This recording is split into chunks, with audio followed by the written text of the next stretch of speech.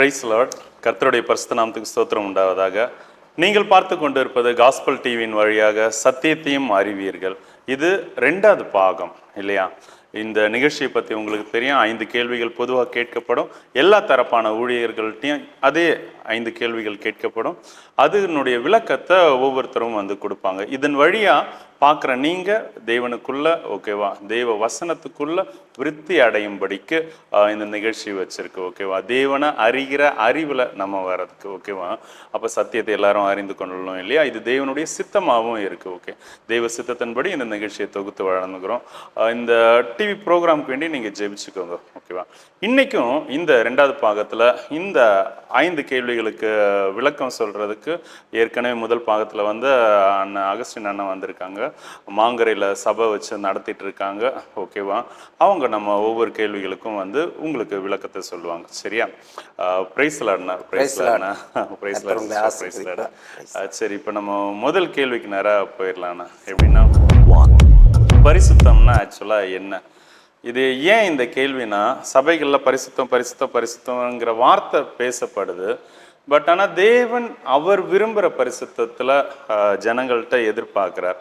நான் பரிசுத்தராக இருக்கிறபடிலாம் நீங்கள் எல்லாம் பரிசுத்தமாக இருக்கணும் அப்படின்ட்டு. அப்போ ஃபஸ்ட்டு பரிசுத்தமாக இருக்கணும்னாலே தேவனை ஃபஸ்ட்டு தெரிஞ்சிருக்கணும் ஓகேவா. அவர் எப்படி பரிசுத்தமாக இருக்காருங்கிறது தெரிஞ்சிருக்கணும். அப்போது தேவன் நம்மக்கிட்ட எதை பரிசுத்தம்னு விரும்புகிறாருன்னு தெரிஞ்சிருக்கணும் இல்லையா? அவங்க நடக்கையில் எல்லாம் பரிசுத்தமாக இருங்க. நம்ம நார்மலாக இந்த வார்த்தை கேட்குது. பட் பரிசுத்தம்னா என்னன்னு கரெக்டாக ஜனங்களுக்கு போதிக்கப்படுதாங்கிறது எனக்கு தெரியாது. நான் பார்த்த இடத்துல அந்தளவு தெரியல ஓகேவா. விசுவாசிகளுக்கு ஆத்மாக்களுக்கு அது தெரிய மாட்டேங்குது. இது பரிசுத்தம், இது பரிசுத்தம் இன்மை, நான் செய்கிற இந்த செயல் பரிசுத்தம் இன்மை, தேவனுக்கு உகந்ததல்லன்னு தெரியல ஓகே. அதனால தான் இந்த கேள்வி. பரிசுத்தம்னா ஆக்சுவலாக என்ன, அதை எப்படி காத்துக்கொள்வது, இதை குறித்து நீங்கள் விளக்கம் சொன்னால் கொஞ்சம் அது யூஸ்ஃபுல்லாக இருக்கும்னு. கர்த்தருடைய பரிசுத்த நாமத்துக்கு மகிமை உண்டாவதாக. பரிசுத்தம் என்றால் என்ன என்கிற கேள்விக்கு இப்பொழுது பதில் சொல்லும்படியாக ஏற்படுத்தப்பட்டிருக்கிறேன். கர்த்தருடைய பரிசுத்த நாம் மகிமைப்படுவதாக. நாம் வேத வசனத்தில் பார்க்கும் பொழுது லேவியாராகமம் புஸ்தகம் 20ஆம் அதிகாரம் 26ஆம் வசனத்தில் சொல்லப்பட்டிருக்கிறது, உங்கள் தேவனாகிய கர்த்தர் நான் பரிசுத்தம் உள்ளவராய் இருக்கிறது போல நீங்களும் உங்கள் நடக்கைகள் எல்லாவற்றிலும் பரிசுத்தம் உள்ளவர்களாக இருப்பீர்களாக என்று சொல்லப்பட்டிருக்கிறது. அப்படியானால் நீங்களும் நானும் இடைவிடாமல் ஆராதித்து கொண்டிருக்கிற நம்முடைய தேவனாகிய கர்த்தர் ஒருவரே பரிசுத்தம் உள்ளவராக இருக்கிறார். அந்த தேவனை ஆராதிக்கிறவர்களும் பரிசுத்தமாக இருக்க வேண்டும் என்று விரும்புகிறார். கர்த்தரை அல்லாமல் பரிசுத்தம் உள்ளவர்கள் யாருமே கிடையாது. கர்த்தர் ஒருவரே பரிசுத்தம் உள்ளவர். அவர் பரிசுத்தம் உள்ள தேவன். அவரை மாத்திரம்தான் நாம் தேவனாக தொழுது கொள்ள வேண்டும். அவர் நமக்கு என்ன காரியங்களை போதிக்கிறாரோ அவைகளை நாம் கை கொண்டு நடக்கிறவர்களாக காணப்பட வேண்டும். அது மட்டுமல்ல, நம்முடைய நடக்கைகள் எல்லாவற்றிலும் நாம் பரிசுத்தம் உள்ளவர்களாக நடக்க வேண்டியதும் ஆண்டவராகிய கர்த்தருக்கு பிரியமும் விருப்பமுமாக இருக்கிறது. ஏனென்றால் அவர் பரிசுத்தம் உள்ளவர். பரிசுத்தத்துக்கான வார்த்தையின் அர்த்தமே தேவனாகிய கர்த்தர் தான். அவர் ஒருவரே பரிசுத்தம் உள்ளவர். அதுபோல ஆண்டவராகிய இயேசு கிறிஸ்துவனுடைய பிறப்பு பரிசுத்தம் உள்ளது. லூக்கா எழுதின சுவிசேஷம் 1ஆம் அதிகாரம் 35ஆம் வசனத்தை நாம் வாசிக்கும் பொழுது ஆண்டவராகிய இயேசு கிறிஸ்துவனுடைய பிறப்பை குறித்து தேவதூதனாகிய காபிரியேல் ஆண்டவராகிய இயேசு கிறிஸ்துவை பெற்றெடுக்க போகிற மரியாள் என்கிற ஸ்திரீக்கு விளக்கும் பொழுது, உன்னிடத்தில் பிறக்கிற பிள்ளையானது பரிசுத்தம் உள்ளது என்று சொல்லப்பட்டிருக்கிறது. இப்போ இயேசு கிறிஸ்துவனுடைய பிறப்பு பரிசுத்தம் உள்ளதாக இருக்கிறது. இயேசு கிறிஸ்து இந்த உலகத்தில் பிறந்த பொழுது அவர் பரிசுத்தம் உள்ள தேவகுமாரனாக பிறந்தார். ஆகையால் அவருடைய வாழ்க்கை முழுவதும் பரிசுத்தம் உள்ளதாக இருந்தது. அவருடைய பேச்சு பரிசுத்தம் உள்ளதாக இருந்தது. அவருடைய பார்வைகள் பரிசுத்தமாக இருந்தது. அவருடைய செயல்கள் பரிசுத்தமாக இருந்தது. ஒரு முறை ஆண்டவராகிய இயேசு கிறிஸ்துவனிடத்தில் சில ஜனங்கள் வந்திருந்தார்கள்.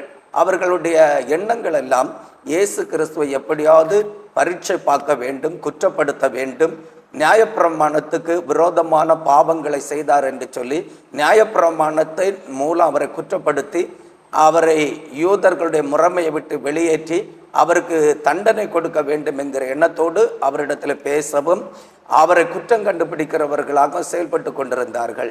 அப்போ ஆண்டவராகிய இயேசு கிறிஸ்து அவர் பயங்கரமான தேவனும் பரிசுத்தம் உள்ளவருமாக இருந்தபடினால் அவரை குற்றப்படுத்தும்படியாக வந்திருந்த ஜனங்களை பார்த்து கேட்டார், என்னிடத்திலே பாவம் உண்டென்று உங்களில் யாராவது என்னை குற்றப்படுத்தக்கூடுமோ என்று கேட்டார். அப்படியானால் இயேசு கிறிஸ்து பூமியிலே பரிசுத்த தேவகுமாரனாக அவர் பிறந்து பரிசுத்தமுள்ள தேவகுமாரனாக வாழ்ந்தார்.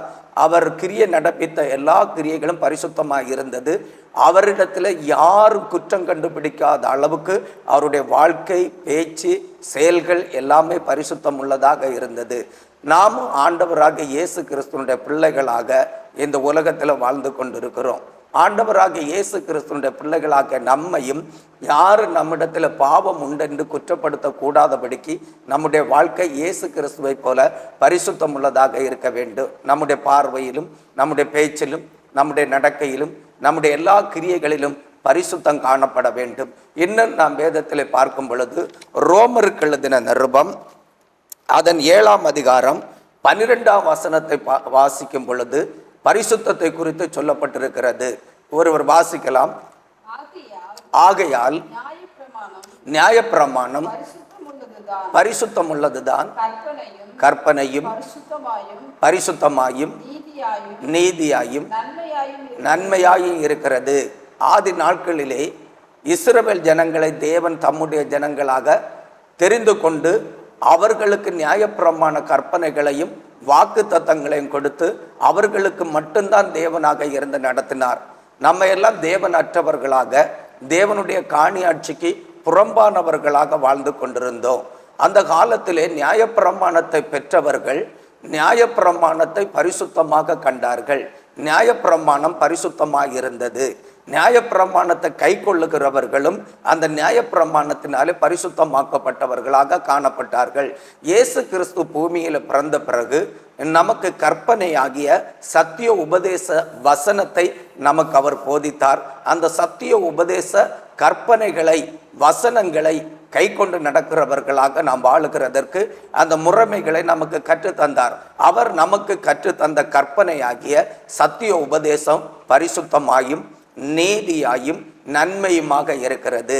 நமக்கு இப்போ நியாயப்பிரமாணத்தின் காலத்தில் வாழ்ந்த மக்களை பார்க்கிலும் அதிக ஆசீர்வாதங்களும் மேன்மையும் இயேசு கிறிஸ்து பேசின கற்பனையான சத்திய உபதேச வசனத்தினாலே நமக்கு உண்டாயிருக்கிறது. அவர் பேசின கற்பனைகளின் மூலம் நாம் பரிசுத்தமாக்கப்படும்படி அந்த கற்பனை பரிசுத்தமாயிருக்கிறது.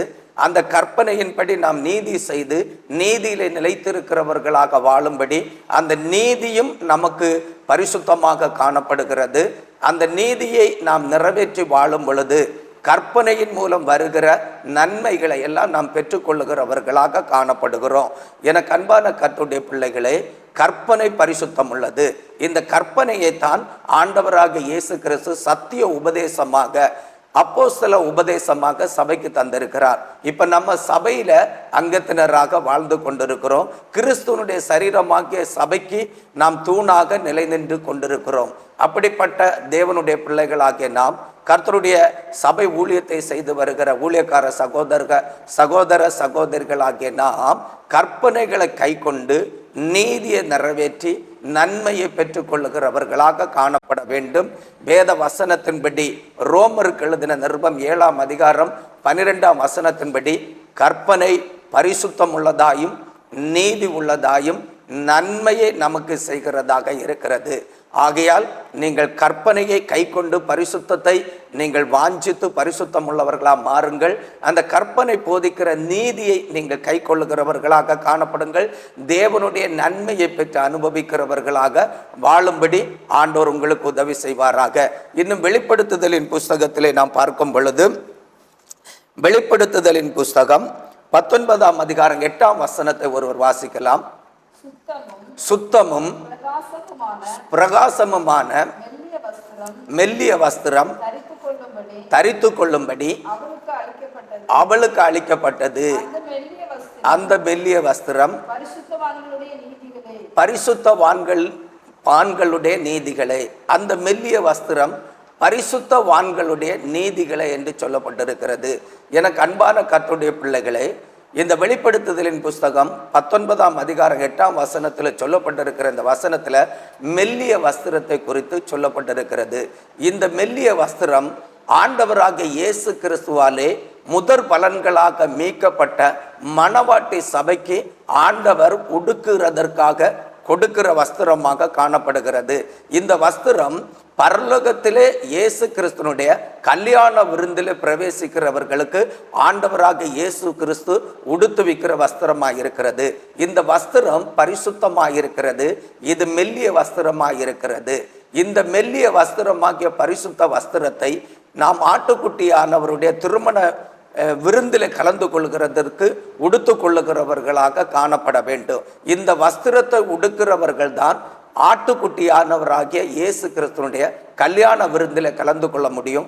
இந்த வஸ்திரத்தை உடுக்காத யாரும் ஆட்டுக்குட்டி ஆகிய இயேசு கிறிஸ்துனுடைய கல்யாண விருந்தில் கலந்து கொள்ள முடியாது. நாம் ஆண்டவராகிய இயேசு கிறிஸ்து ஒரு உவமையை சொல்லும் பொழுது, அநேகரை ஆண்டவர் கல்யாண விருந்துக்கு அழைக்கிறவராக இருக்கிறார்.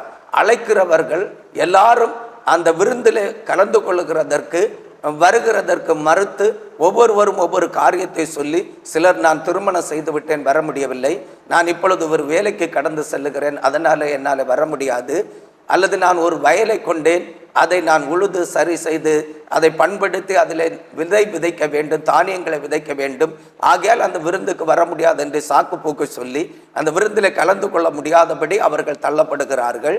அப்பொழுது ராஜா என்ன சொல்லுகிறார் என்றால், அழைக்கப்பட்டவர்கள் வராதபடினால பணிவிடைக்காரர்களை பார்த்து, நீங்கள் வழி சந்திகளிலே நிற்கிறவர்களை போய் அழைத்து கொண்டு வாருங்கள் என்று சொல்லுகிறார்.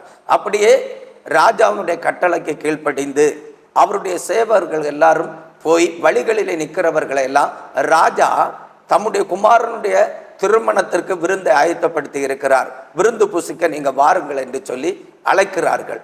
அப்போ வழியருகே இருக்கிறவர்கள் எல்லாம் விருந்திலே புசிக்கிறதற்காக, விருந்திலே கலந்து கொள்கிறதற்காக வருகிறார்கள். அப்படி வரும் பொழுது அநேகர் வந்து அந்த விருந்திலே கலந்து கொள்கிறதற்கு ஆயத்தப்பட்டவர்களாக மாறிவிட்டார்கள்.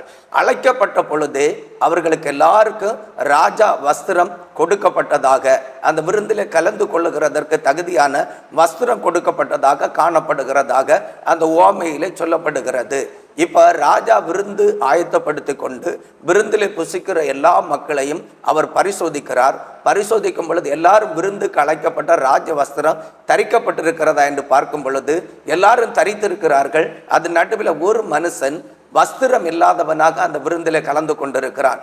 அப்போ அந்த ராஜா அந்த மனிதனை பார்த்து கேட்கிறான், நீ கல்யாண வஸ்திரம் இல்லாமல் எப்படி இங்கே உள்ளே வந்தாய் என்று கேட்கும் பொழுது, அந்த வஸ்திரம் இல்லாமல் உள்ளே விருந்துக்கு வந்தவனை அவன் எந்த பதிலும் சொல்ல முடியாதபடி காணப்படுகிறான். ஆக ராஜா சொல்லுகிறான், இவனை பிடித்து கையையும் காலையும் கட்டி புறம்பான அழுகையும் பற்கடிப்பும் உள்ள இடத்துல கொண்டு போடுங்கள் என்று சொன்ன மாத்திரத்தில் அவன் அப்படியே கையையும் காலையும் கட்டி கொண்டு போய் புறம்பான இருளும் பற்கடிப்பும் உள்ள இடத்துல அவனை கொண்டு தள்ளுகிறதாக காணப்படுகிறது. இதிலிருந்து நாம் ஒரு காரியத்தை அறிந்து கொள்ள வேண்டும். நாம் எல்லாரும் ஆண்டவராக இயேசு கிறிஸ்துனுடைய வருகையில முதற் பலனாக மீட்டு கொள்ளப்படுகிறதற்காக அழைக்கப்பட்டவர்கள். ஆண்டவராக இயேசு கிறிஸ்துனுடைய 7 வருஷ விருந்தில் நாம் விருந்து புசிக்கிறதற்கு விருந்து சாலைக்குள்ள பிரவேசிக்கிறவர்களாக காணப்பட வேண்டியது அவசியமாக இருக்கிறது. அன்றைக்கு ஆட்டுக்குட்டியாக இயேசு கிறிஸ்து மணவாளனாகவும் அவருடைய பிள்ளைகளாகிய நாம் அவருடைய மணவாட்டி சபை மக்களாகவும் அவரோடு விருந்து புசிப்போம். அவரோடு விருந்து புசிக்கிறதற்கு நமக்கு கொடுக்கப்படுகிற வஸ்திரம் தான் மெல்லிய வஸ்திரம், பரிசுத்த வஸ்திரம். அப்ப அந்த வஸ்திரம் நமக்கு பரிசுத்தமாக இருக்கிறது. அந்த வஸ்திரம் என்னவென்றால், பூமியிலே தேவனுக்கென்று வாழுகிற தேவனுடைய பிள்ளைகளும் தேவனுடைய ஊழியத்தை செய்கிற சகோதர சகோதரிகளும் பூமியிலே வாழும் பொழுது செய்கிற நீதியாக காணப்படுகிறது. அந்த நீதியைத்தான் நமக்கு மெல்லிய வஸ்திரமாக, பரிசுத்த வஸ்திரமாக உடுத்தி மணவாளனாக இயேசு கிறிஸ்துனுடைய விருந்திலே விருந்து புசிக்கிறதற்கு நமக்கு உதவி செய்கிறதாக இருக்கிறது. அப்ப வேதத்தின் பார்க்கும் பொழுது நாம் மணவாட்டி சபை மக்கள் உடுத்து கொள்ளுகிறதற்கு மணவாளனாக இயேசு கிறிஸ்து நமக்கு தருகிற வஸ்திரம் பரிசுத்தம் உள்ளதாக இருக்கிறது. இப்படி பரிசுத்தத்தை குறித்து வேதத்தில் அநேக இடங்களிலே அநேக காரியங்களை சொல்லி இருக்கிறது. எல்லாமே இது தேவனாகிய கர்த்தருக்குரியதாக, நம்முடைய இரட்சகராகிய இயேசு கிறிஸ்துக்குரியதாக இருக்கிறது. தேவனும் தேவகுமாரனும் தான் பரிசுத்தம் உள்ளவர்கள், பரிசுத்தமாக இருக்கிறார்கள். இப்போ ஆண்டவராக இயேசு கிறிஸ்து அவரால் தெரிந்து கொள்ளப்பட்ட பிள்ளைகளை பரிசுத்தமாக்கி அவருடைய பரிசுத்த ராஜ்யத்தில் கொண்டு போய் அவரோடு வாழ வைக்கிறதற்கு விருப்பமாக இருக்கிறார். அதற்காகத்தான் ஆண்டவராகிய இயேசு கிறிஸ்து கல்வாரி சிலுவையில் ரத்தம் சிந்தி பாடு அனுபவித்து கரங்களிலும் கால்களிலும் 3 ஆணிகள் அறையப்பட்டு நமக்காக ஜீவனை தந்து மரித்து அடக்கம் பண்ணப்பட்டு 3ஆம் நாள் உயிரோடு எழும்பி பிதாவினுடைய வலது பாரிசத்தில் சிங்காசனத்தில் வீற்றிருக்கிறார். அந்த ஆண்டவருடைய ஒரே நோக்கம், அவர் எப்படி பரிசுத்தம் உள்ளவராக இருக்கிறாரோ அதுபோல நாமும் பரிசுத்தம் உள்ளவர்களாக மாற்றப்பட்டு அவருடைய ராஜ்யம் எப்படி பரிசுத்த ராஜ்யமாக இருக்கிறதோ அந்த ராஜ்யத்தில் அவருடைய சிங்காசனத்தில் அவருடைய வலது பாரிசத்தில் வீற்றிருந்து வாழ வேண்டும் என்று விரும்புகிறார். அப்படி நாமும் அவரை போல பரிசுத்தம் உள்ளவர்களாக மாறுகிறதற்கும் அவருடைய பரிசுத்த ராஜ்யத்தில் எடுத்துக்கொள்ளப்பட்டு அவருடைய வலது பாரிசத்தில் வீற்றிருக்கிற பிள்ளைகளாக வாழ வேண்டுமானால் நாம் பரிசுத்தம் அடைகிறதற்கு வேத வசனத்தில் சில காரியங்கள் சொல்லி இருக்கிறது. அந்த காரியங்களிலே 1-2 காரியங்களை சொல்லுகிறேன். அதை நீங்க கவனமா கேட்டு நீங்களும் அந்த காரியத்தை கை கொண்டால் ஆண்டவராக இயேசு கிறிஸ்து நாமத்தினாலும் அவருடைய கற்பனைகளினாலும் வசனத்தினாலும் அவருடைய நீதினாலும் நீங்களும் பரிசுத்தமாக்கப்பட்டு அவர் உட்கார்ந்து இருக்கிற சிங்காசனத்தில் அவருடைய வலது வாரிசத்தில் உட்கார்க்கிறதற்கு உங்களுக்கு அவர் உதவி செய்கிறவராக இருக்கிறார். முதலாவது நாம் பார்க்கும் பொழுது ஆண்டவராகிய இயேசு கிறிஸ்துனுடைய சிங்காசனத்தின் வலது புறத்திலே உட்கார்ந்து இருக்கிறதற்கு தகுதி உள்ளவர்களாக மாறுகிறதற்கு நம்முடைய வாழ்க்கையில பரிசுத்தம் வேண்டும். அந்த பரிசுத்தம் உள்ளவர்களாக மாறுகிறதற்கு முதலாவது நாம் ஒரு பிரதிஷ்டை உள்ள வாழ்க்கை வாழ வேண்டும். ஆண்டவராகிய தேவன் தம்முடைய ஊழியத்திற்கென்று பிரதான ஆசாரியனை தெரிந்து கொள்ளும் பொழுது அந்த பிரதான ஆசாரியன் எப்படிப்பட்ட பிரதிஷ்டை உடையவனாக இருக்க வேண்டும் என்று சொல்லி மோசைக்கு அதை தேவன் கற்றுக் கொடுத்து பிரதிஷ்டை பண்ணுகிறது பரிசுத்தமாக காணப்படுகிறது. ஒரு பிரதான ஆசாரியன் அவன் பிரதான ஆசாரிய ஊழியம் செய்கிறதற்கு பிரதிஷ்டை பண்ணப்பட வேண்டும். அந்த பிரதிஷ்டை எப்படி பண்ணப்பட வேண்டும் என்று சொல்லி ஆண்டவர் மோசைக்கு கற்றுக் கொடுத்து மோசையுடைய சகோதரனாகிய ஆரோனை பிரதான ஆசாரிய ஊழியம் செய்கிறதற்காக பிரதிஷ்டை பண்ணப்பட்டது. அந்த பிரதிஷ்டை தேவனுடைய பார்வையிலே பரிசுத்தமாக இருக்கிறது. அதுபோல நசரேனாகிய விரதம், நசரேய விரதம் பரிசுத்தமாக இருக்கிறது. அதுபோல அசுத்தமானதை தொடாதிருக்கிறது பரிசுத்தமாக இருக்கிறது.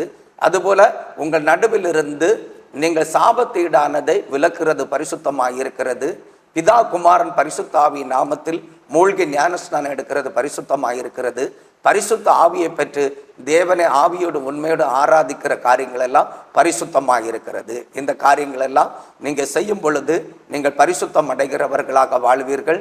இயேசு கிறிஸ்துவின் இரத்தத்தினாலே நாம் பாவங்கள கழுவப்பட்டு சுத்திகரிக்கப்படுகிறது பரிசுத்தம் உள்ளதாக இருக்கிறது. வேத வசனத்தை கேட்டு அதை கை கொண்டு நடக்கிறது பரிசுத்தம் உள்ளதாக இருக்கிறது. இந்த காரியங்கள் எல்லாம் வேத வசனத்தின் அடிப்படையிலே நாங்கள் உங்களுக்கு தெரிவிக்கிற காரியமாக இருக்கிறது.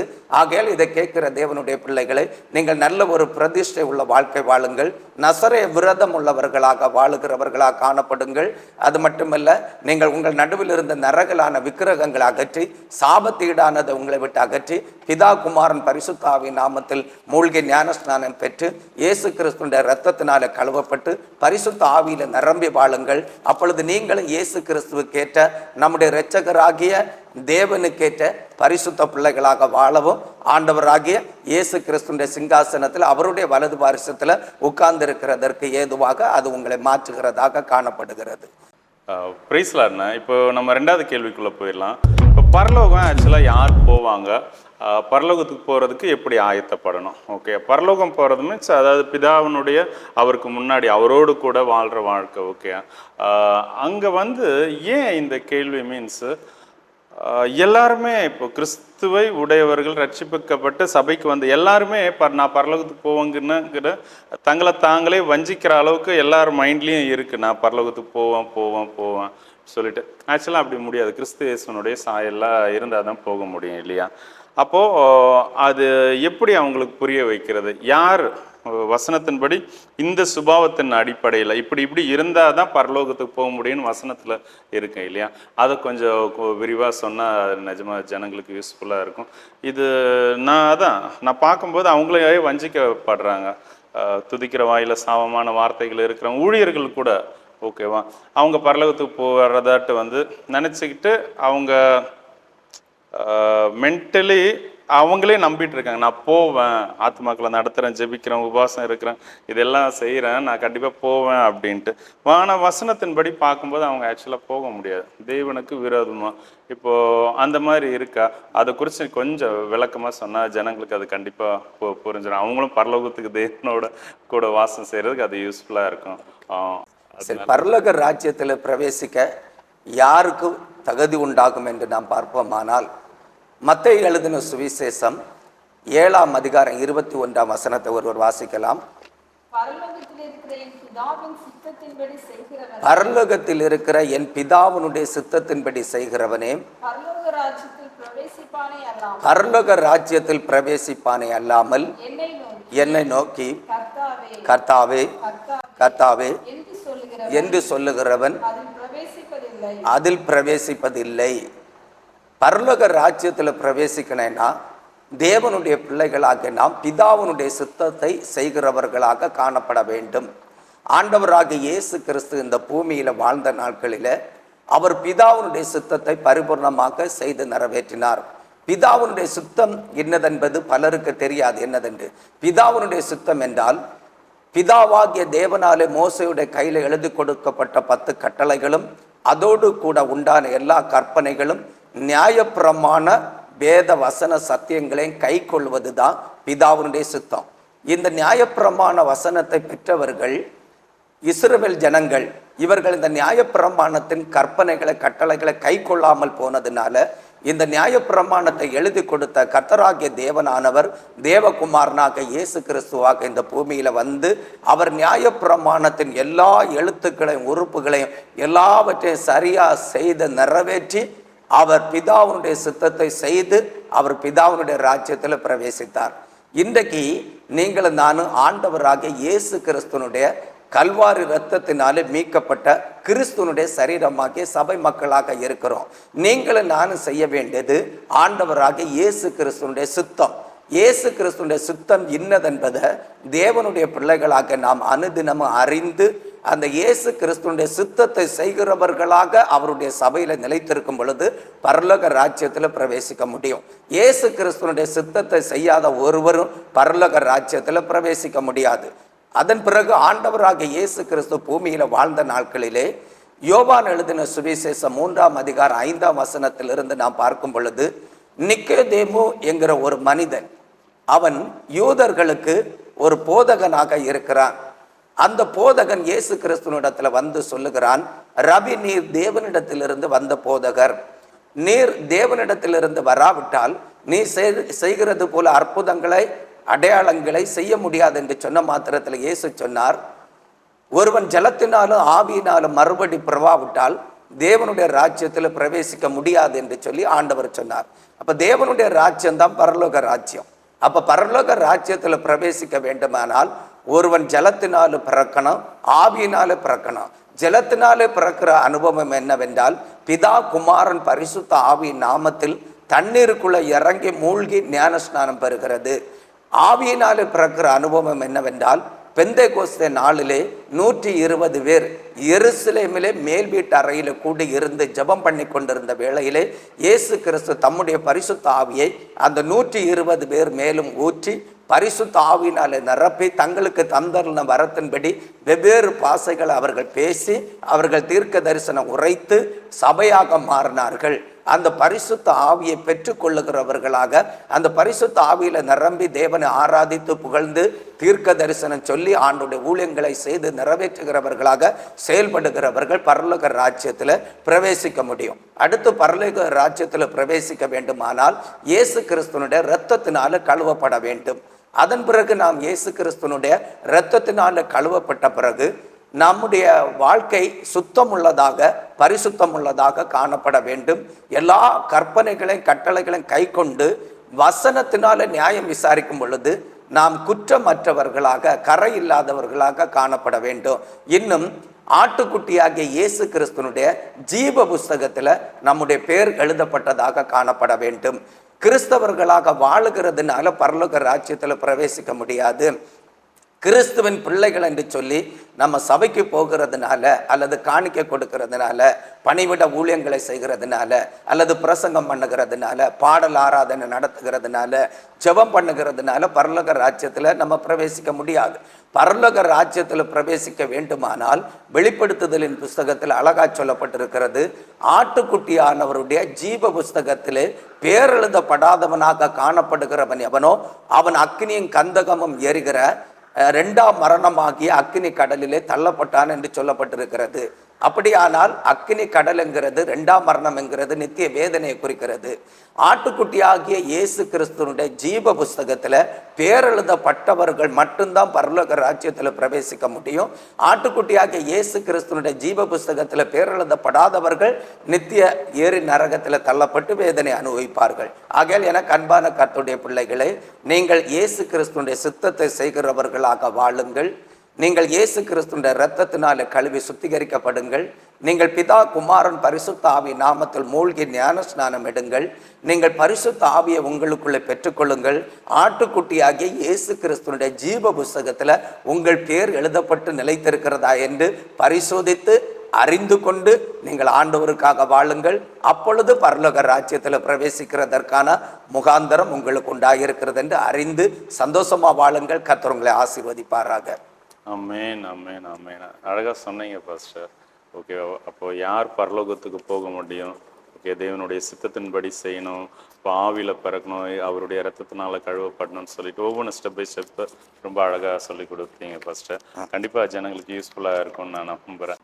சரி, ஆனால் இப்போ மூணாவது கேள்விக்கு நேராக போயிடலாம். மூணாவது கேள்வி என்னன்னா, நம்ம ஒவ்வொருத்தரையும் ஒவ்வொரு அழைப்பில் அழைக்கிறார். இப்போ மோசையை அழைச்ச மாதிரி யோசுவா இல்லை, மோசையை அழைச்ச மாதிரி ஆரோன் இல்லை, எல்லாம் ஒன்றா தான் ஊழியம் பண்ணுறாங்க இல்லையா? ஆனாலுமே ஒவ்வொருத்தருக்கு ஒவ்வொரு ஊழியம் இருக்குது. ஓகே, ஃபுல் டைம் மினிஸ்ட்ரியிலே இப்போ நம்ம எபேசியரில் பார்க்கும்போது இப்போ அப்போஸ்தலர், தீர்க்கதரிசி, அப்புறம் சுவிசேஷகர், மேய்ப்பரும், போதகரும். ஓகே, இது ஃபுல் டைம் மினிஸ்ட்ரி. இன்னொரு இடத்துல சொல்லும்போது சொல்கிறாரு, பகிர்ந்து கொடுக்குறோம், பகிர்ந்து கொடுக்கட்டும், புத்தி சொல்கிறோம், புத்தி சொல்லட்டும், போதிக்கிறோம், போதிக்கட்டும், இந்த மாதிரிலாம் இருக்கு இல்லையா?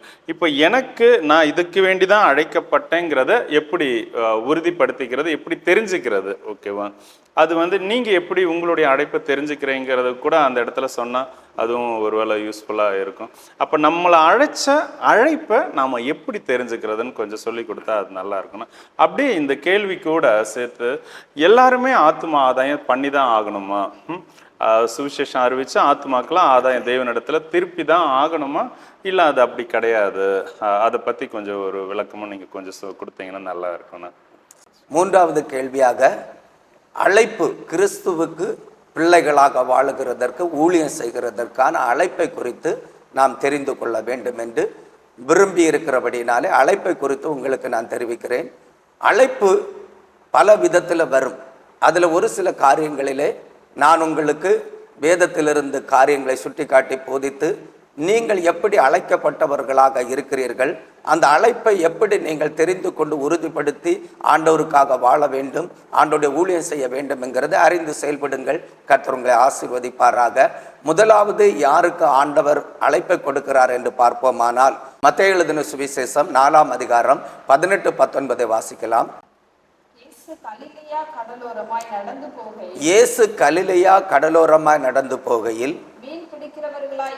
மீன் பிடிக்கிறவர்களாய் இருந்த இரண்டு சகோதரராகிய பேதுரு என்னப்பட்ட சீமோனும் அவன் சகோதரன் அந்திரேயாவும் கடலில் வலை போட்டு கொண்டிருக்கிற போது அவர்களை கண்டு, என் பின்னே வாருங்கள், உங்களை மனுஷரை பிடிக்கிறவர்களாக்குவேன் என்றார். முதலாவதாக, ஆண்டவராக இயேசு கிறிஸ்து ஊழியம் ஆரம்பித்த நேரத்தில் அவரோடு கூட இருந்து ஊழியம் செய்கிறதற்கான அழைப்பை ஆண்டவராக இயேசு கலிலேயா கடலோரத்திலே மீன் பிடிக்கிற தொழிலை செய்து கொண்டிருந்த பேதுருவுக்கும் அவனுடைய சகோதரனாகிய அந்திரேயாவுக்கும் ஆண்டவர் ஊழிய அழைப்பை கொடுக்கிறார். அவர்கள் ஊழிய அழைப்பை பெற்று ஆண்டவரை பின்பற்றினார்கள் என்று சொல்லப்பட்டிருக்கிறது. அவர்கள் அழைக்கும் பொழுது ஆண்டவர் சொல்லுகிறார், நீங்கள் மீன் பிடிக்கிறவர்களாக இருக்கிறீர்கள், உங்களை நான் மனுஷர்களை பிடிக்கிறவர்களாக மாற்றுவேன் என்று சொன்னார். அதுதான் ஊழிய அழைப்பு. முதலாவதாக ஆண்டவராக இயேசு கிறிஸ்து தம்முடைய ஊழியத்திற்கு அழைத்த அழைப்பு இதுதான். முதலாவது அழைக்கப்பட்ட மனிதர்கள் பேதுருவும் அவனுடைய சகோதரன் அந்திரேயாவும். இதுபோல ஆண்டவர் நம்மையும் நேரடியாக ஊழியத்திற்கு அழைக்கக்கூடும். இந்த பேதுருவையும் அந்திரேயாவையும் ஆண்டவர் ஊழியத்திற்கு அழைக்கும் பொழுது, உங்களை மனுஷர்களை பிடிக்கிறவர்களாக மாற்றுவேன், ஆத்துமாக்களை ஆதாயம் செய்கிறதற்கு பயன்படுத்துவேன் என்று சொல்லி ஆண்டவர் ஊழிய அழைப்பை கொடுக்கிறார். இந்த அழைப்பு பேதுருவுக்கும் அந்திரேயாவுக்கும் நேரடியான ஒரு அழைப்பு. இயேசு கிறிஸ்துவே முகமுகமாக போய் நேரடியாக போய் பேதுருவையும் அந்திரேயாவையும் தம்முடைய ஊழியத்தை செய்கிறதற்காக அழைக்கிறார்.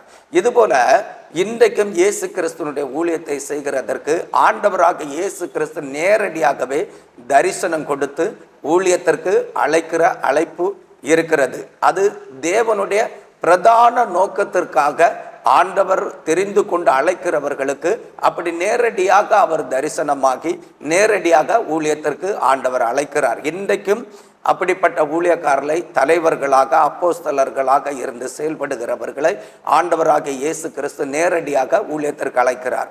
நேரடியாக உங்களை இயேசு கிறிஸ்து ஊழியத்திற்கு அழைக்கிறார் என்றால் நீங்கள் ஒரு தலைவர்களாக செயல்படுவீர்கள், நீங்கள் ஒரு அப்போஸ்தலர்களாக செயல்படுவீர்கள் என்கிறது உண்மை. அப்போஸ்தலர்களாக செயல்படுகிறதற்கு யாரை ஆண்டவர் முன்குறித்திருக்கிறாரோ, மேய்ப்பர்களாக சபை ஊழியத்தை செய்கிறதற்கு அல்லது ஒரு தலைவனாக இருந்து கர்த்தருடைய ஜனங்களை நடத்துகிறதற்கு, கர்த்தருடைய ஊழியக்காரர்களுக்கும் தலைவனாக இருந்து அவர்களையும் நடத்துகிறதற்கு ஆண்டவர் யாரை முன்குறித்திருக்கிறாரோ அவர்களை நேரடியாக இயேசு கிறிஸ்து சந்தித்து அவர்களுக்கு அவர்கள் செய்ய வேண்டிய ஊழியத்தை தெரிவித்து ஊழியத்திற்கு அழைக்கிறார். அவர்களை அழைக்கிற அழைப்பு பிரதானமான அழைப்பு. அந்த ஊழியத்தை நேரடியாகவே அறிந்து ஊழியம் செய்யலாம். இரண்டாவது ஒரு மனிதனை ஊழியத்திற்கு ஆண்டவர் அழைக்கிறார். அது பரம தரிசனத்தை கொடுத்து ஆண்டவர் அழைக்கிறார். அப்போஸ்தலர் நடபடிகளின் புஸ்தகம் 26ஆம் அதிகாரம் அதன் 15ஆம் வசனத்திலிருந்து 19ஆம் வசனம் வரையில நாம் வாசிக்கும் பொழுது, அப்போஸ்தலனாகிய பவுல் சொல்லும் பொழுது, ஆண்டவராக இயேசு கிறிஸ்து ஒளியிலே தரிசனமாகி பரம தரிசனத்தின் மூலம் அவனை ஊழியத்திற்கு அழைத்தார் என்று சொல்லப்பட்டிருக்கிறது. அவனை எதற்காக ஊழியத்திற்கு ஆண்டவர் அழைத்தார் என்று பார்ப்போமானால், இருளின் அதிகாரத்திற்குள் அகப்பட்டவர்களையும் சாத்தானுடைய கையில் இருக்கிற மக்களையும் விடுவித்து புறஜாதிகளுக்கும் தேவனுடைய ஜனங்களுக்கும் வெளிச்சமாகிய இரட்சிப்பின் சுவிசேஷத்தை அறிவித்து ஆண்டவருக்கு நேராக வழி நடத்துகிறதற்கான சுவிசேஷ ஊழியத்தை செய்கிறதற்கும் அப்போஸ்தலனாகவும் தீர்க்கதரிசியாகவும் இருந்து தேவனுடைய ஜனங்களை தேவனுடைய ராஜ்யத்துக்கு நேராக வழி நடத்துகிறதற்கு அப்போஸ்தலனாகிய பவுலை ஆண்டவர் அழைக்கிறார். இந்த அழைப்பு இரண்டாவது விதமான அழைப்பு. இது தரிசனமான அழைப்பு. இது நேரடியான ஒரு சந்திப்பில் உள்ள அழைப்பு இல்லை. இது ஆண்டவர் தரிசனத்தின் மூலம் அழைக்கிற அழைப்பு. இந்த தரிசனம் கொடுத்தும் ஆண்டவர் ஊழியக்காரர்களை அழைக்கிறார். இந்த பவுலை அழைத்தது போல தரிசனம் கொடுத்து ஆண்டவர் ஊழியக்காரர்களை அழைக்கிறார். தரிசனம் கொடுத்து தேவனுடைய பிள்ளைகளை ரட்சித்து அவருடைய சபையில கூட்டி சேர்த்து அந்த சபையில உடன் ஊழியத்தை செய்கிறதற்காக அல்லது அந்த சபையிலே ஜெபிக்கிறவர்களாக இருந்து செயல்படுகிறதற்கு ஆண்டவர் கர்த்தருடைய பிள்ளைகளையும் கூட அழைக்கிறார். அந்த அழைப்பை நீங்க தெரிந்து கொள்ளணும். எப்படி ஆண்டவர் அந்த அழைப்பை தருகிறார் என்றால், தரிசனத்தின் மூலம். இயேசு கிறிஸ்து தரிசனத்தின் மூலம் அவர் பேசுவார். அவருடைய குரலை கேட்கலாம். தரிசனத்தில் நீங்க அவரை தரிசிக்கலாம். தரிசித்து ஆண்டவர் இந்த ஊழியத்திற்கு என்னை அழைக்கிறார், உடன் ஊழியத்திற்கு என்னை அழைக்கிறார், அல்லது புறஜாதிகளுக்கு சுவிசேஷம் அறிவிக்கிறதற்கு என்னை அழைக்கிறார், அல்லது ஆண்டோருடைய சபையில இருந்து ஜெபிக்கிறதற்கு என்னை அழைக்கிறார், ஆண்டோருடைய பிள்ளையாக சபையில நிலைத்திருக்கிறதற்கு என்னை அழைக்கிறார் என்று சொல்லி தரிசனத்தின் மூலம் அழைப்பு வந்தால் நீங்கள் புரிந்து கொள்ளலாம். உங்களுடைய அழைப்புகளை நீங்கள் உறுதிப்படுத்துகிறதற்கு ஆண்டவர் ஏதாவது ஒரு விதத்துல ஆண்டவர் அதை உங்களுக்கு தெரியப்படுத்தாமல் உங்களை ஆண்டவர் அழைக்க மாட்டார். ஏனென்றால் இந்த உலகத்துல ஒரு மனுஷனை வேலைக்கு அமர்த்துகிறதற்கு ஆளுநர்கள் அதிகாரத்தில் இருக்கிறவர்கள் செயல்படும் பொழுது கூட அவர்களுக்கு ஒரு இன்டர்வியூ வைத்து ஒரு டெஸ்ட் வைத்து அவர்களிலே பிரதானமானவர்களை தெரிந்து கொண்டு அவர்கள் அந்த பணியில் அமர்த்தி நல்ல முறையில் அரசாங்க பணியை செயல்படுத்தி கொண்டிருக்கிறார்கள். இந்த உலகத்தில் உள்ள அரசாங்கமே இப்படி நல்ல முறையில் எக்ஸாம் வைத்து டெஸ்ட் வைத்து ஆட்களை தெரிந்து கொண்டு அந்த பணியில் அமர்த்துவார்களானால், நம்முடைய ஆண்டவராகிய இயேசு கிறிஸ்து நமக்கு தருகிற பணி புதிய எருசலே நகரத்தின் மகிமையான கட்டுமான பணியை நமக்கு தருகிறார். அந்த கட்டுமான பணி 12 விதமான கற்களினாலே கட்டப்படுகிற பணி. அந்த பணி விசித்திர வினோதமான பணி. அந்த பணியை செய்கிறதற்கு பரலோகத்தில் இருக்கிற தேவன் தம்முடைய திருவுள சித்தத்தின்படி யாரை முன்குறித்திருக்கிறாரோ அவர்களுக்கு தான் அந்த அழைப்பை தருகிறார்.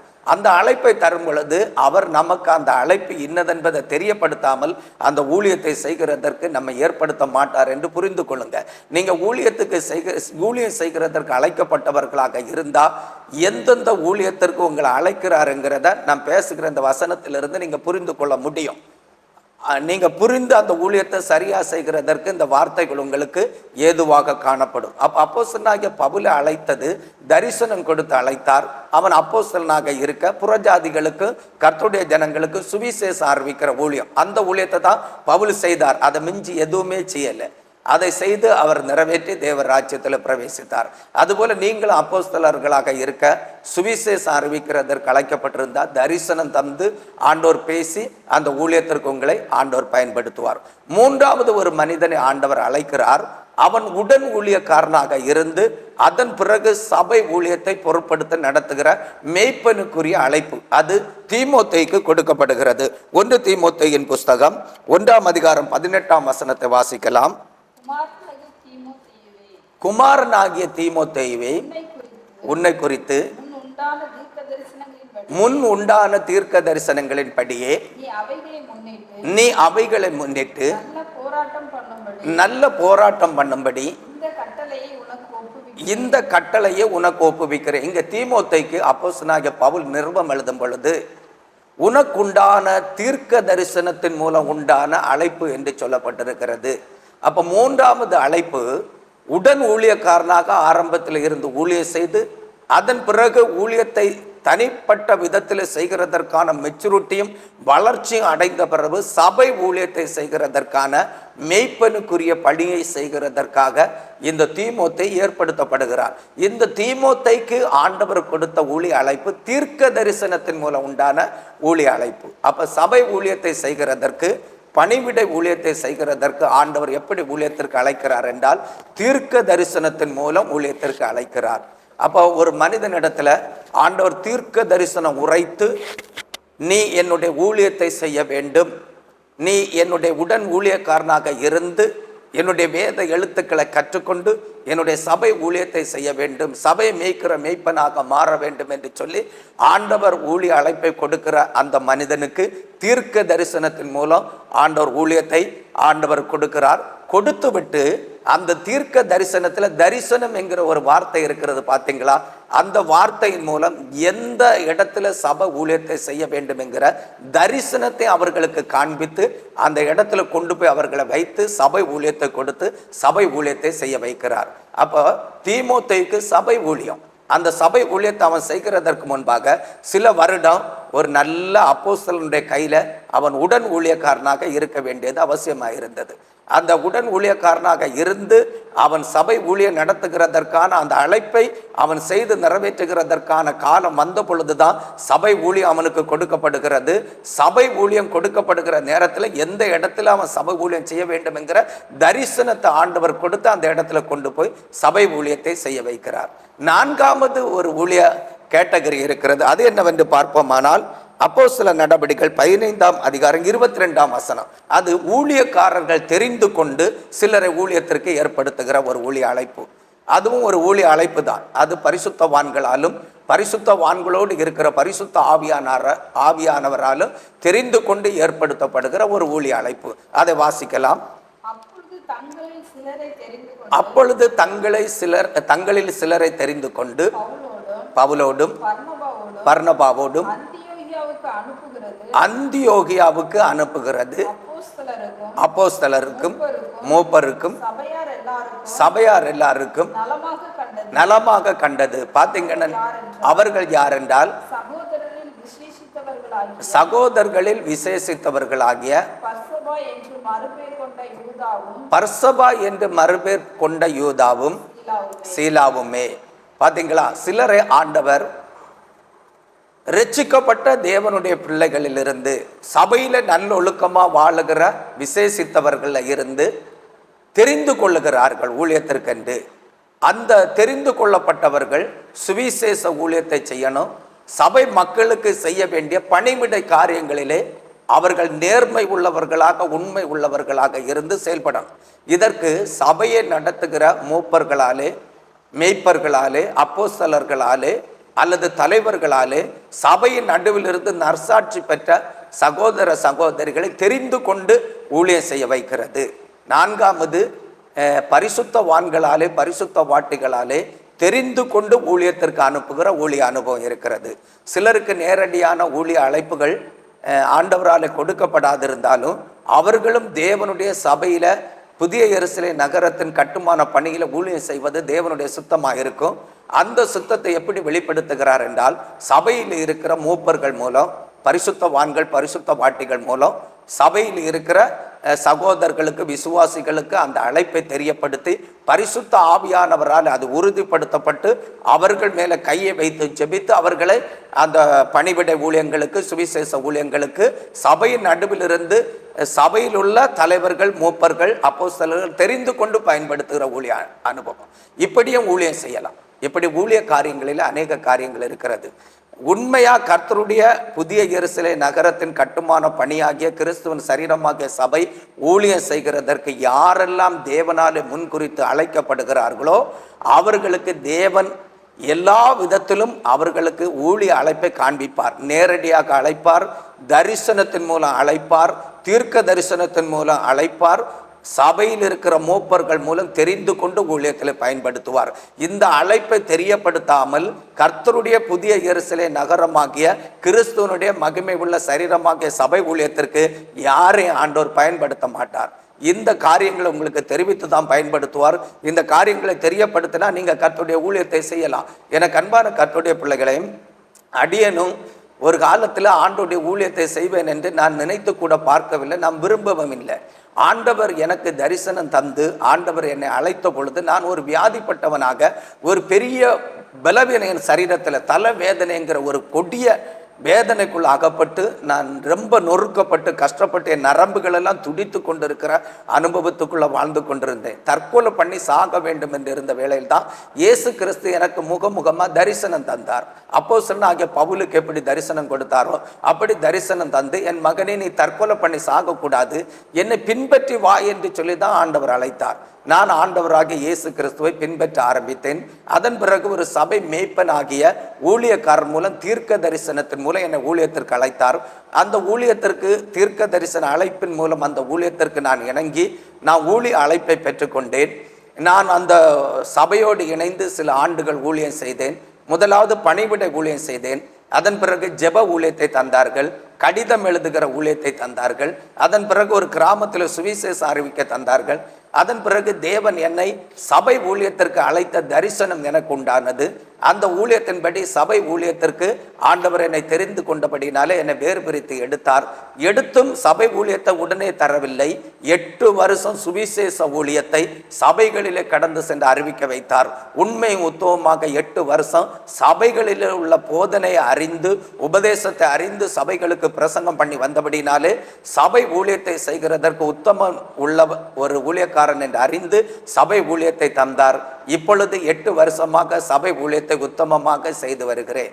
இந்த அழைப்புகளை எல்லாம் அறிந்து ஒவ்வொரு காலத்திலும் தேவன் என்னை பயன்படுத்துகிற விதத்தை எனக்கு காண்பித்து தந்து சரியா என்னை நடத்துகிறபடினாலே இன்றைக்கும் பல நெருக்கங்கள், உபத்திரவங்கள், பிரச்சனைகள், பழிச்சொல்கள், நிந்தைகள், அவமானங்கள் என்ன வந்தாலும் ஊழியத்திலிருந்து நாம் விலகி போகாதபடி ஊழியத்தில் நிலை நிற்கிறதற்கு ஆண்டவர் உதவி செய்கிறார்.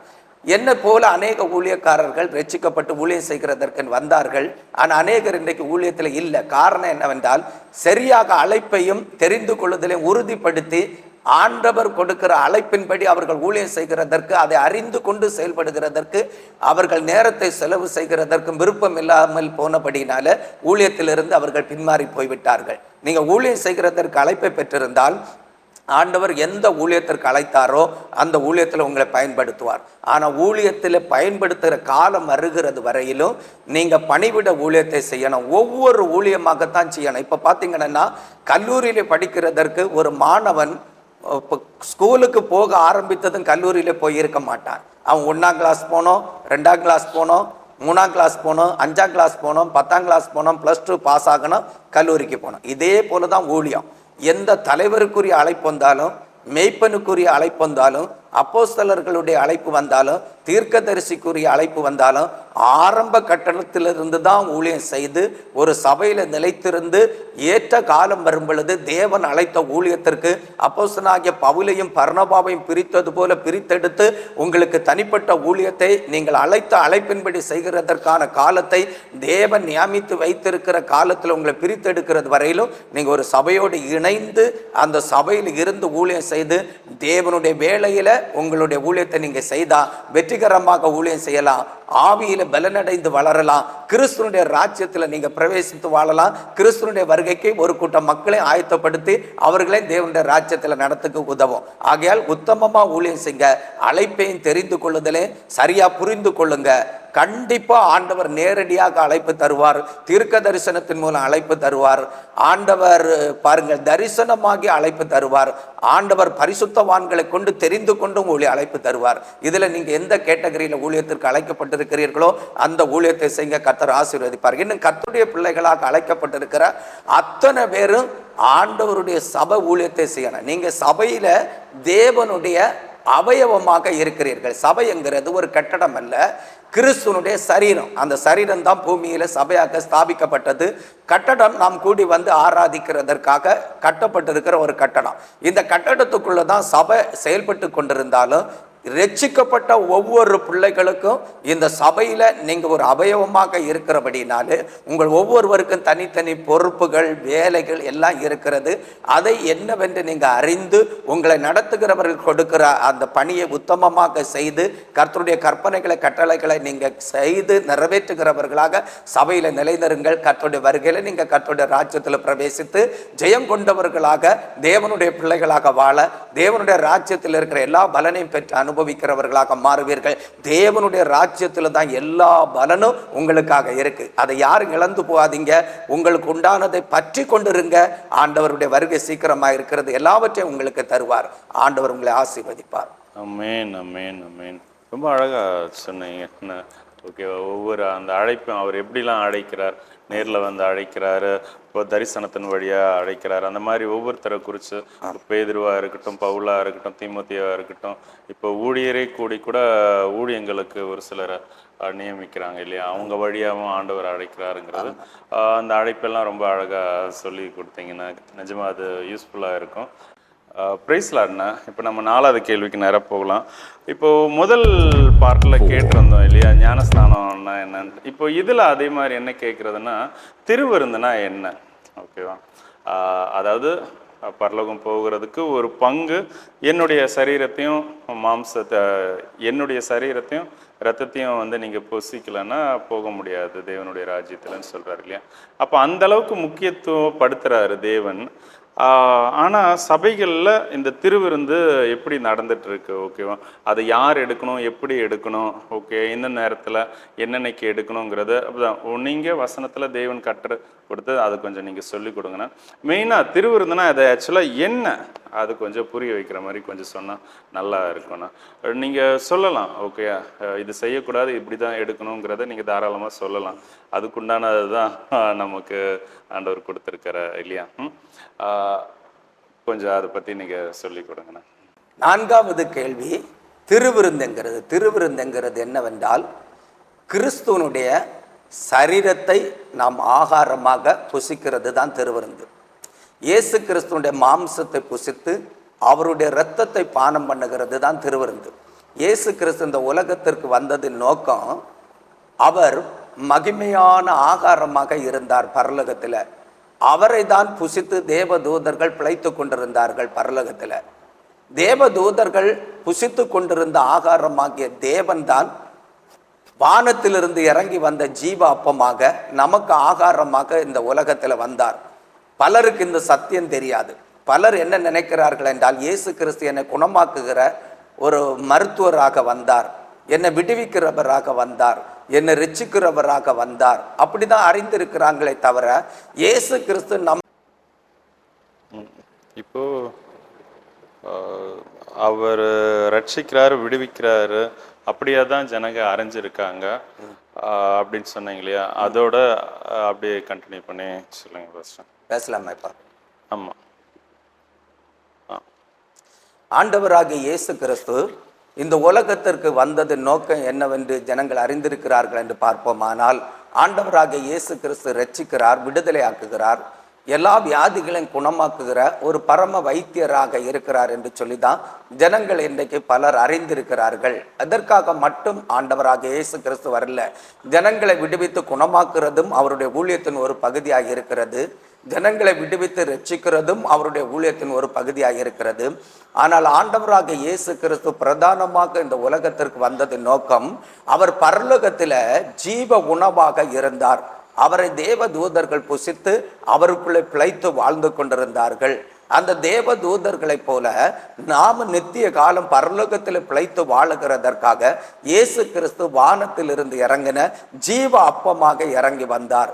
அந்த ஜீவ அப்பமாக இயேசு கிறிஸ்து கல்வாரி சிலுவையில பாடுபட்டு, அவர் கைகளிலும் கால்களிலும் ஆணி அறையப்பட்டு, அவருடைய சரீரம் முழுவதிலும் சவுக்கினால் அடித்து கிழிக்கப்பட்டு, அவருடைய சரீரம் கிழிக்கப்பட்ட அந்த சரீரத்தை நாம் புசித்து, அவருடைய சரீரத்திலிருந்து சிந்தப்படுகிற இரத்தத்தை நாம் பானம் பண்ணி வாழ வேண்டும் என்கிறதற்காக ஆண்டவராகிய இயேசு கிறிஸ்துடைய சரீரத்தை நமக்கு ஆகாரமாக புசிக்கவும், அவருடைய இரத்தத்தை நாம் பானம் பண்ணுகிறதற்காகத்தான் ஆண்டவராகிய இயேசு கிறிஸ்து இந்த உலகத்தில் வந்தார்.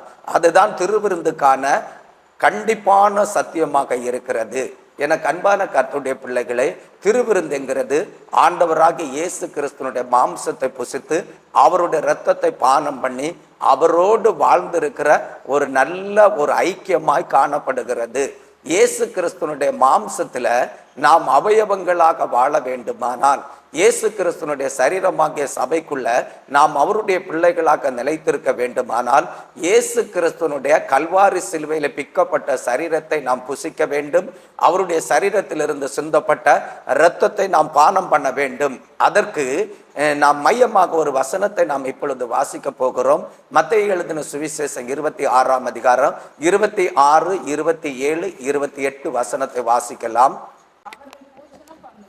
அவர்கள் போஜனம் பண்ணுகையில் இயேசு அப்பத்தை எடுத்து ஆசீர்வதித்து அதை பிட்டு சீசர்களுக்கு கொடுத்து, நீங்கள் வாங்கி புசியுங்கள், இது என்னுடைய சரீரமாய் இருக்கிறது என்றார். பின்பு பாத்திரத்தையும் எடுத்து ஸ்தோத்திரம் பண்ணி அவர்களுக்கு கொடுத்து, நீங்கள் எல்லாரும் இதிலே பானம் பண்ணுங்கள், இது பாவ மன்னிப்பு உண்டாகும்படி அநேகருக்காக சிந்தப்படுகிற புது உடன்படிக்கைக்குரிய என்னுடைய இரத்தமாய் இருக்கிறது. ஆண்டவராகிய இயேசு கிறிஸ்து காட்டி கொடுக்கப்படுகிற அன்று ராத்திரியிலே 12 சீசர்களையும் தெரிந்து கொண்டு ஆண்டவருக்கு என்று ஆயத்தப்படுத்தப்பட்டிருந்த ஒரு வீட்டின் மேல் அறையிலே போய் ஆண்டவர் சீசர்களோடு பந்தி இருக்கிறார். பந்தி இருக்கிற நேரத்தில் ஆண்டவராகிய இயேசு கிறிஸ்து அவர் தன்னுடைய சீசரினாலே காட்டி கொடுக்கப்பட்டு, அவர் ரோம போர் செய்வர்களாலே பிடிக்கப்பட்டு, அவர் நியாய சங்கத்திலே நிலைநிறுத்தி குற்றவாளியாக தீர்க்கப்பட்டு, அவர் மரண தண்டனை அடைய போகிற காரியங்களை எல்லாம் அறிந்து, அவருடைய சரீரம் சிலுவையிலே பிக்கப்படுகிறதையும் அவருடைய சரீரத்திலிருந்து சிந்தப்படுகிற இரத்தத்தையும் அவர் அறிந்து, இந்த இயேசு கிறிஸ்துனுடைய பிக்கப்பட்ட சரீரத்தை தான் சபை மக்கள் புசித்து, இயேசு கிறிஸ்துனுடைய இரத்தத்தை பானம் பண்ணி தான் அவருடைய நித்திய ராஜ்யத்தில் பிரவேசிக்க வேண்டும் என்கிற எல்லா சத்தியத்தை அவர் அறிந்தவராகத்தான் அவர் புசிக்க இருந்த அப்பத்தை எடுத்து அவருடைய சரீரமாக அதை பாவித்து அதை பிட்டு, கல்வாரி சிலுவையில் இப்படி தான் என்னுடைய சரீரம் பிக்கப்பட போகிறது, ஆகையால் இந்த அப்பத்தை நான் பிக்கிறது போல என் சரீரத்தை பிட்டு நான் உங்களுக்கு ஆகாரமாக தரப்போகிறேன் என்கிறதற்காக அவருடைய சரீரம் பிக்கப்படுகிற வண்ணமாக அந்த அப்பத்தை பிட்டு, இது புதிய உடன்படிக்கைக்குரிய என்னுடைய சரீரமாக இருக்கிறது, இதை வாங்கி புசியுங்கள் என்று சீசர்களுக்கு கொடுத்தார். அதுபோல கல்வாரி சிலுவையில பிக்கப்பட்ட அவருடைய சரீரத்திலிருந்து சிந்தப்படுகிற இரத்தம் நமக்கு நித்திய ஜீவனை உண்டாக்குறதாக இருக்கிறது. அந்த இரத்தத்தை அவர் சிந்தப்பட்ட அந்த இரத்தத்தினாலே நாம் கழுவப்படவும், அந்த இரத்தத்தை நாம் பானம் பண்ணும் பொழுதுதான் நமக்கு உள்ள நித்திய ஜீவன் நிலைத்திருக்கிறது. அதை அறிந்துதான் ஆண்டவர் திராட்சை ரசத்தை எடுத்து அதை சோத்திரம் பண்ணி, இது என் இரத்தத்தினால் உண்டான புதிய உடன்படிக்கை இருக்கிறது, இதை வாங்கி பானம் பண்ணுங்கள் என்று சொல்லி ஆண்டவர் கல்வாரி சிலுவையிலே சிந்தி இரத்தத்தை போஜனமாக நமக்கு தந்து அந்த இரத்தத்தை நாம் குடித்து ஆண்டோடைய நித்திய ஜீவனை பெற்று வாழுகிறதற்கு அடையாளமாக அந்த திராட்சை ரசத்தை சோத்திரம் பண்ணி அவருடைய இரத்தமாக மாற்றி சீசர்களுக்கு கொடுத்து ஆண்டவர் புதிய உடன்படிக்கையின் நியமத்தை ஆண்டவர் அங்கே ஏற்படுத்தினார். இன்றைக்கு கிறிஸ்துவனுடைய சபை மக்கள் எல்லாரும் இயேசு கிறிஸ்துவனுடைய மாம்சத்தை புசித்து அவருடைய இரத்தத்தை பானம் பண்ணணும். இயேசு கிறிஸ்துவனுடைய மாம்சத்தை புசித்து அவருடைய இரத்தத்தை பானம் பண்ணினால் மாத்திரம்தான் பரலோக ராஜ்யத்தில் பிரவேசிக்க முடியும், நித்திய ஜீவனை பெற்றுக்கொள்ள முடியும். இயேசு கிறிஸ்துவனுடைய சபையில் வந்தும் அவரை தேடியும் ஞானஸ்நானம் எடுத்தும் பரிசுத்த ஆவியை பெற்றும் இயேசு கிறிஸ்துவனுடைய மாம்சத்தை புசியாமலும் அவருடைய இரத்தத்தை பானம் பண்ணாமலும் நீங்கள் வாழ்வீர்களானால் நிச்சயமா பரலோக ராஜ்யத்தில் பிரவேசிக்க முடியாது, நித்திய ஜீவனை நீங்கள் பெற்று வாழ முடியாது. ஏனென்றால் ஆண்டவர் யோவான் எழுதின சுவிசேஷம் 6ஆம் அதிகாரத்தில் சொன்னார், என் மாம்சத்தை புசித்து என் இரத்தத்தை பானம் பண்ணுகிறவன் என்னிலே நிலைத்திருக்கிறான், நானும் அவனிலே நினைத்திருக்கிறேன். என் மாம்சத்தை புசித்து என் இரத்தத்தை பானம் பண்ணுகிறவனுக்கு நித்திய ஜீவன் உண்டு என்று சொன்னார். என் மாம்சத்தை புசித்து என் இரத்தத்தை பானம் பண்ணுகிறவனை கடைசி நாளிலே எழுப்புவேன் என்று சொன்னார். இந்த காரியங்கள் எல்லாம் ஏசப்பாவுடைய வருகையில சம்பவிக்கிற காரியம். ஏசப்பாவுடைய வருகையில தான் நம்ம நித்திய ஜீவனை பெற்றுக்கொள்ள போகிறோம். இயேசு கிறிஸ்துவனுடைய வருகையில தான் அவருக்குள்ள நிலைத்திருக்கிறவர்கள் எடுத்துக்கொள்ளப்படுவார்கள். இயேசு கிறிஸ்துவனுடைய வருகையில தான் கல்லறையில் அடக்கம் பண்ணப்பட்டவர்களை ஏசப்பா எழுப்ப போகிறார். இந்த வருகையில எடுத்துக்கொள்ளப்படுகிறதற்கு கிறிஸ்துவனுடைய சரீரத்தில் சபை அங்கத்தினராக நிலைத்திருக்கிற கர்த்தருடைய பிள்ளைகள் கல்வாரி சிலுவையில பிக்கப்பட்ட இயேசு கிறிஸ்துவனுடைய மாம்சத்தை புசித்து கல்வாரி சிலுவையில சிந்தின இயேசப்பா ரத்தத்தை பானம் பண்ணி கிறிஸ்துவுக்குள்ள நிலைத்திருந்தாதான் நித்திய ஜீவனை பெற்றுக்கொள்வீங்க, கல்லறையிலிருந்து உயிரோடு எழுப்பப்படுவீங்க. இது சத்தியம். இந்த சத்தியம் மாறாது. இந்த சத்தியத்தை கை கொள்ளாத யாரும் நீங்க பரலோக ராஜ்யத்தில் பிரவேசிக்க முடியாது, நீங்க நித்திய ஜீவனை பெற்றுக்கொள்ள முடியாது. பெந்தேகோஸ்து சபையில வாழுவீங்க, கிறிஸ்துவனுடைய பிள்ளைகள் என்று சொல்லுவீங்க, ஆனா நித்திய ஜீவன் உங்களுக்குள்ள இருக்காது. நித்திய ஜீவனை நீங்க பெற்றுக்கொள்ளணும்னா இயேசு கிறிஸ்து தான் நித்திய ஆகாரம், அவருடைய சரீரம் தான் நித்திய போஜனம், அதை நம்ம புசிக்கணும். இயேசு கிறிஸ்துடைய ரத்தம் தான் நித்திய பானம், அதை நம்ம பானம் பண்ணணும். இயேசு கிறிஸ்துவனுடைய மாம்சத்தை புசித்து இயேசு கிறிஸ்துவனுடைய ரத்தத்தை பானம் பண்ணுகிறவர்களுக்கு மட்டும்தான் நித்திய ஜீவன் உண்டு. கிறிஸ்தவர்களுக்கோ ஊழியக்காரர்களுக்கோ ஊழியக்காரிகளுக்கோ சபை மக்களுக்கோ நித்திய ஜீவனை தருவேன் ஆண்டவர் சொல்லல.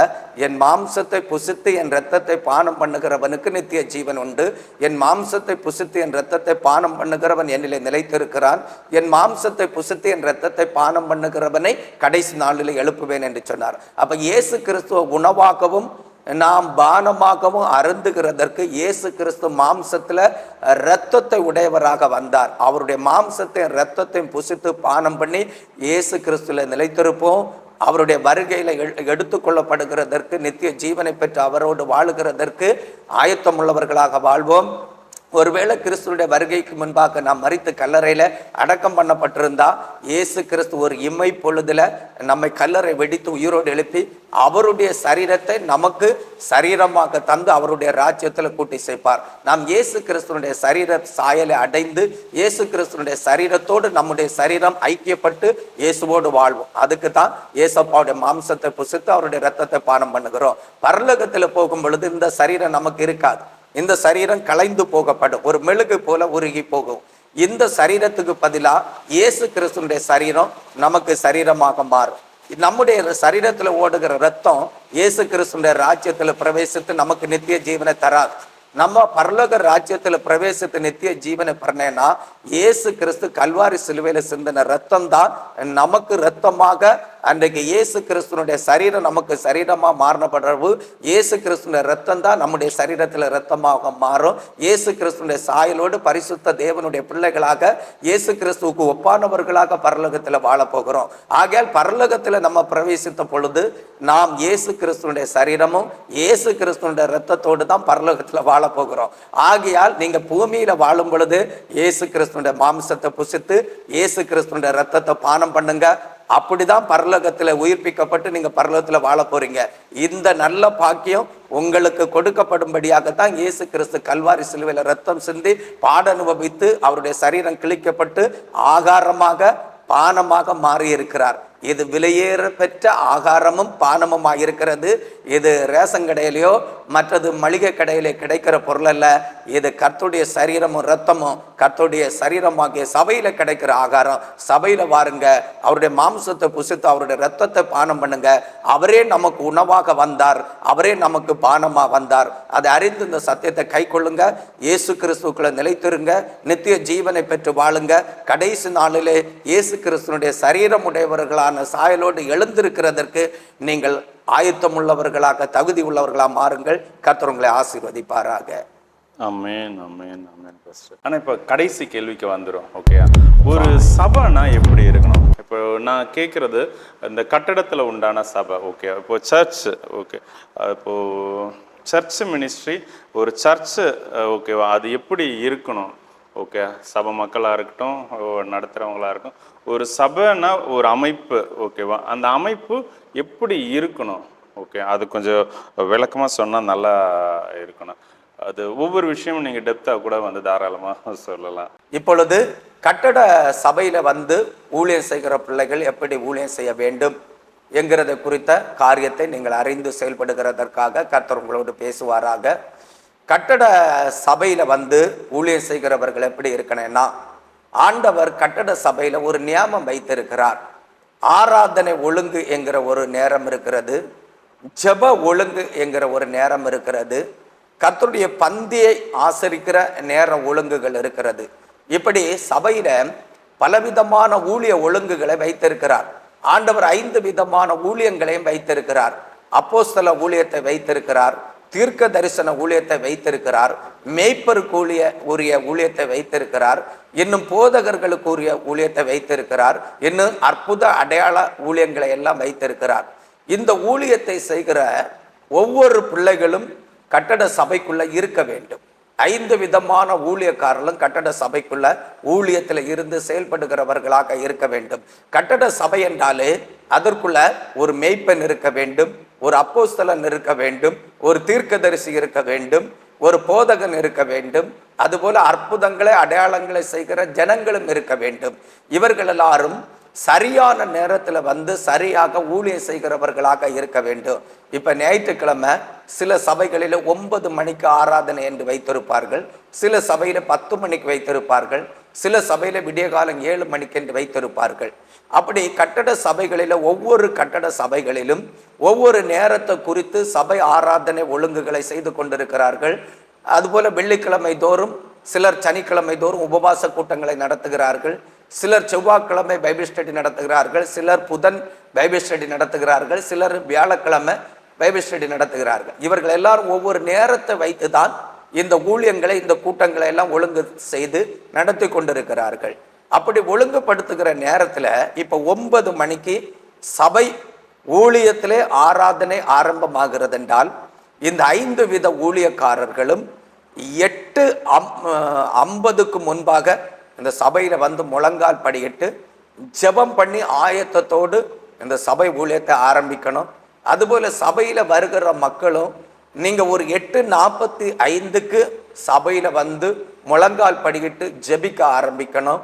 அதோடு தொடர்ந்து நீங்க ஊழியக்காரர்கள் கூட்டத்தை ஆரம்பிக்கும் பொழுது ஜெபித்து ஆராதித்து ஆண்டவர் தருகிற ஆலோசனை கேட்டு அதன்படி வாழுகிறவர்களாக சபை கட்டடத்துக்குள்ளே வருகிற கர்த்தருடைய பிள்ளைகள் காணப்பட வேண்டியது அவசியமாக இருக்கிறது. கர்த்தருடைய ஊழியக்காரர்களும் சபை கட்டடத்துக்குள்ள வருகிற சபை விசுவாசிகள் நடுவில் பரிசுத்தமும் பிழை இல்லாதவர்களுமாக வாழ வேண்டும். இன்னைக்கு பார்ப்பீர்களானா சபை கட்டடத்துக்குள்ள ஊழியம் செய்கிறதற்கு ஒரு மேய்ப்பன் மட்டும் இருந்தா போதும், அந்த ஊழியம் நல்ல முறையில் செய்யப்பட்டா போதும்னு நினைக்கிறாங்க. அது தவறு. சபை என்றால் 5 விதமான ஊழியம் உண்டு. அந்த 5 விதமான ஊழியமும் சபையில் நடைபெறும் பொழுதுதான் கட்டடத்தில் நடைபெறுகிற சபை ஊழியமானது பூரணமாக அந்த சபை ஊழியம் நடைபெறுகிறதாக காணப்படும். ஒரு மெய்ப்பனிடத்துல மெய்ப்பனுக்குரிய அழைப்பு தான் இருக்கும். அவனிடத்துல சில நேரத்தில் தீர்க்க தரிசன அபிஷேகம் இருக்காது, சில நேரத்தில் போதக வரம் இருக்காது, சில நேரத்தில் அற்புதங்களை செய்கிற வரம் இருக்காது, சில நேரத்தில் அப்போஸ்தலனுக்குரிய வரம் இருக்காது. அப்போ மெய்ப்பனுக்கு கொடுக்கப்பட்டிருக்கிற வரத்தின்படி தான் அவன் செயல்பட முடியும். அதுபோல மெய்ப்பன் அந்த ஊழியத்தை செய்த பிறகு அந்த சபை பக்தி விருத்தி அடைந்து வளருகிறதற்கு தீர்க்கதரிசி வேணும். அப்ப தீர்க்க தரிசன ஊழியம் செய்கிற ஒரு ஊழியக்காரன் கட்டட சபைக்குள்ள இருக்கணும். அதுபோல மக்களுக்கு சரியான போதகனை கொடுக்கிறதற்கு போதக ஊழியம் கொடுக்கிற ஊழியக்காரன் வேணும். அதுபோல சபை மக்கள் சுகம் பெற்று சுகமா வாழ்கிறதற்கு அற்புதங்களை அடையாளங்களை செய்கிற ஊழியக்காரர்களும் சபையில வேணும். இப்படி 5 வித ஊழியக்காரர்கள் சபையில இருக்கணும். இவங்க ஒருவரோடு ஒருவர் ஐக்கியப்பட்டு ஒரே நேரத்தில் சபையில வந்து ஊழியத்தை செய்கிறவர்களாக, பிரிவினை இல்லாதபடி செய்கிறவர்களாக காணப்படணும்.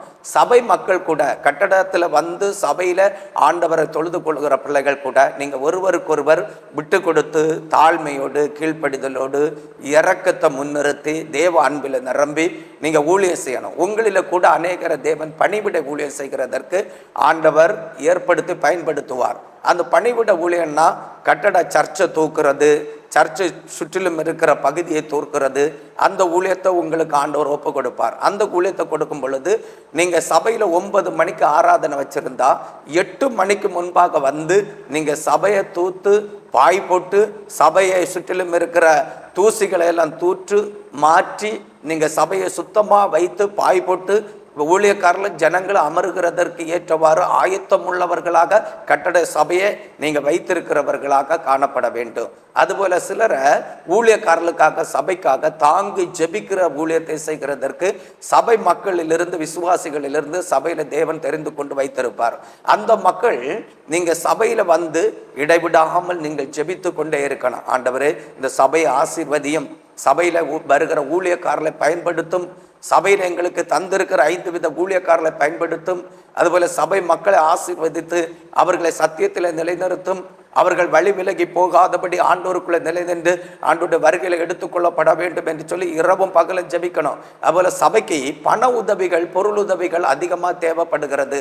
இந்த கடைசி நாட்களில சாத்தான் கர்த்தருடைய சபைக்கு வர வேண்டிய பணங்களையும் பொருட்களையும் தன்னுடைய ஆலயத்துக்கு நேராக திருப்புகிறான். இப்ப பாத்தீங்கன்னா எருசலேமில் தேவனுக்கு பணிவிடை செய்கிறதற்கு பிரதான ஆசாரியர்கள் பணிவிடை பொருட்கள் இருந்தது, செல்வங்கள் நிறைய இருந்தது. யூதர்களை சிறைபிடித்து நேபுகாத்து நேச்சார் தன்னுடைய தேசத்திற்கு பாபிலோன் தேசத்துக்கு கொண்டு போகும் பொழுது தேவனுடைய ஆலயம் எருசலேமில் இருந்த எல்லா பணிமுட்டுகளையும் பொன்னையும் வெள்ளியும் பொருட்களையும் எல்லாம் எடுத்து கொண்டு போய் அவன் தன்னுடைய தேவனுடைய கோயிலில் வைத்துட்டான். அப்ப எருசலேமில் இருந்த எல்லா வருமானமும் எல்லா தேவனுடைய பணிமுட்டு பொருட்களும் இப்ப விக்கிர கோயிலில் போய்விட்டது. இதே போலதான் சாத்தா இன்றைக்கு தேவனுக்கு ஆத்துமாதாயம் செய்ய வேண்டிய பணங்களை பொருட்களை தேவனுடைய ஆலயத்தின் செய்ய வேண்டுமான கட்டுமான பணிக்கு வர வேண்டிய பணங்களை பொருட்களை எல்லாம் சாத்தானுடைய கோவில் கட்டுகிறதற்கும் சாத்தானுக்கு வழிபாடு செய்கிறதற்கும் திருப்பி கொண்டிருக்கிறான். அந்த பணங்களை எல்லாம் நீங்க நல்லா புரிந்து ஏசப்பாவுடைய சபைக்கு கொண்டு வரணும். ஏசப்பாவுடைய சபையில நல்ல முறையில் வருமானம் இருக்கணும். பண வசதியை பொருள் வசதியை ஆண்டவர் கொடுக்கிறதற்காக ஜெபிக்கணும். நீங்க வீண் செலவாக செய்கிற பணங்களை எல்லாம் ஒதுக்கி மிச்சம் பிடித்து சபை மக்கள் இந்த சபை ஆத்துமாதாயம் செய்யப்படுகிறதற்கு, சபையில வாங்க வேண்டிய பொருட்கள் வாங்குறதற்கு, சபையில செலவு செய்ய வேண்டிய எல்லா காரியங்களுக்கும் பண உதவி செய்கிறவர்களாக பொருளுதவி செய்கிறவர்களாக காணப்பட வேண்டும். உங்கள் வருமானம் வீணாக போகக்கூடாது, சாத்தானுடைய கோயில் கட்டுகிறதற்கு போகக்கூடாது. அப்ப சபையில பண உதவி செய்கிறவர்களை பொருளுதவி செய்கிறவர்களை ஆண்டவர் எழுப்புவார். நீங்க எழுப்பும் பொழுது நீங்க சபையில எந்த சபையில பண உதவி செய்யணும் பொருளுதவி செய்யணும்னு ஆண்டவர் உங்களுக்கு நியமித்து உங்களை கொண்டு வந்து ஏற்படுத்துகிறாரோ அந்த சபைக்கு நீங்க எதை குறித்தும் நீங்க சந்தேகப்படாதபடி பண உதவி செய்யணும், பொருளுதவி செய்யணும். இன்னைக்கு பாருங்க, சில ஏழை உதவி சபைகளுக்கு உதவி செய்ய வருவாங்க, சபையை கட்டி கொடுக்க வருவாங்க.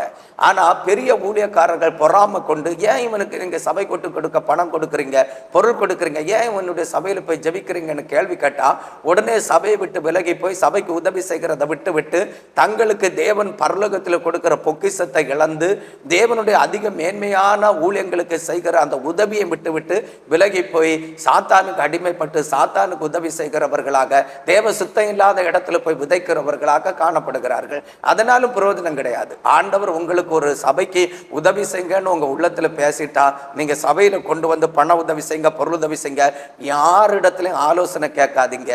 தேவன் உங்களுக்கு உணர்த்தினா நீங்க உணர்த்தின இடத்துல வந்து பண உதவி செய்யுங்க, பொருளுதவி செய்யுங்க.